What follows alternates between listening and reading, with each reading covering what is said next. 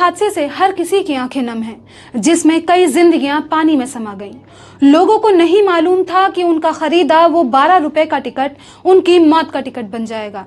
इस खौफनाक मंजर और लोगों की चीख चिल्लाहट के बीच कुछ लोग फरिश्ता बनकर सामने आए। इनके नाम हैं तौफीक भाई, नईम शेख और राजू चायवाला। हेलो, आदाब, नमस्कार। मैं यास्मीन और आप देख रहे हैं जी सलाम डिजिटल।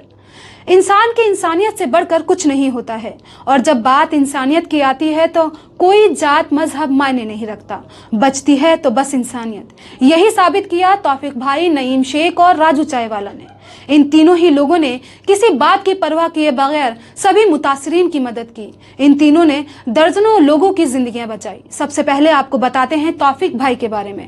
आपको बता दें, तौफीक भाई अपनी बेटी की डिलीवरी के लिए अस्पताल गए थे, पर जैसे ही उनको मोरबी हादसे के बारे में पता चला, वो आनन फानन में मुतासरीन की मदद के लिए पहुंच गए। तौफीक भाई ने तकरीबन 35 लोगों को अस्पताल पहुंचाया।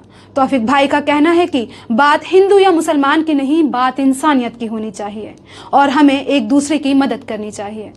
तौफीक भाई की तरह ही नईम शेख ने भी इंसानियत की मिसाल पेश की। आपको बता दें, हादसे के वक्त नईम अपने 5 दोस्तों के साथ पुल पर ही मौजूद थे। हादसे में नईम को चोट लगी, फिर भी उन्होंने 60 लोगों की जिंदगियां बचाई।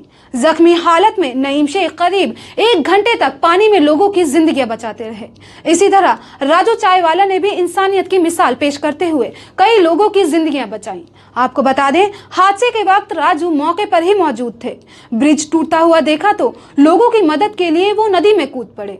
एक बच्चे ने तो राजू की गोद में ही दम तोड़ दिया। राजू ने 10 से ज्यादा लोगों को पानी से बाहर निकाला। राजू पूरी रात लोगों की मदद करते रहे।